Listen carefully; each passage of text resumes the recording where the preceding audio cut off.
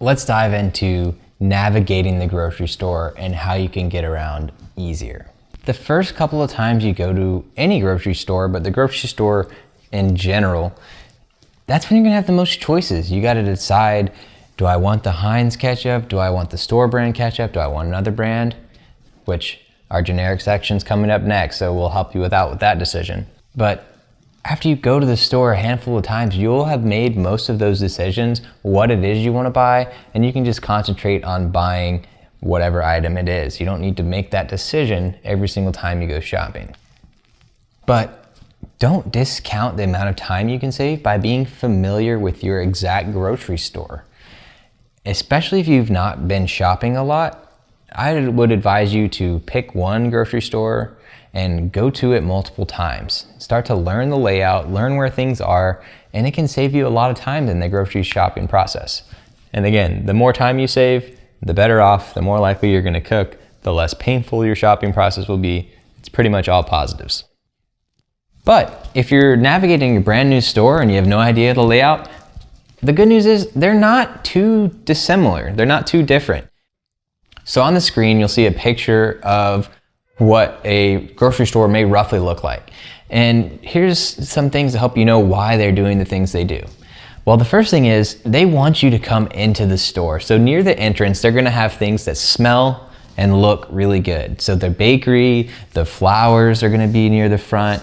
A good chance that produce is gonna be near the front because all those colors look nice and pretty. And then another thing they do is they put all of the staples around the perimeter of the store. And why is that, you may ask? They do that because they want you to be in the store as long as possible. They want you to go across as much of the store as possible because remember, they're a business. They want you to spend money. The more money you spend, the more money they make. So by putting all of the staples on the edge of the store, they hope that you will go up and down every single aisle, look at every single thing, and end up putting more in your cart, which means more money in their pocket.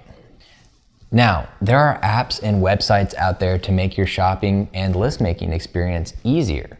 Some of them even have the exact layout of the exact store that you're going to. And some of them even have the search function where you can type in apples and it'll show you where the apples are on a map.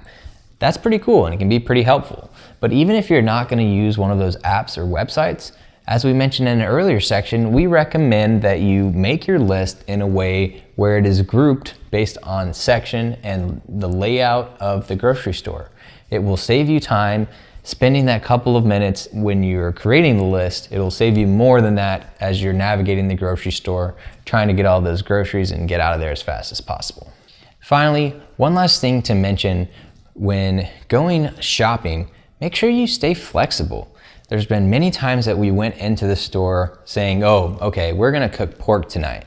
And then when we get to the store, we realize, dang, there's a really good sale on chicken. So then we buy the chicken, or the same with the vegetable. Sometimes we won't even go in with the plan of what our protein or what our vegetable is gonna be, and we'll just look and see, oh wow, corn's a really good deal today. And that way, as long as you stay flexible, you can save a lot of money, but two, you'll figure out a little more what's in season and you may end up with a more flavorful dinner than you're actually gonna get in the first place. Oh, and make sure you check out the discounted section in the butcher section. The butchers have to get this meat out by a certain date, and if they don't get it out, they just have to throw it away. So ask your butcher if you don't see one, or ask for a clearance section, and you will find the treasure trove that is discounted meats. Now, the only downside of that is, yeah, that steak costs $5 versus the $25 it should cost, but you need to cook it either tonight or maybe within the next day or so before it goes bad. To wrap it up, don't be afraid of the grocery store. It may be a little intimidating at first, but the more you go, the more you'll get used to it, and next thing you know, you'll be owning that place. And of course, do not forget to do a little bit of planning in advance. It'll save you a lot of time and effort when you're in the store.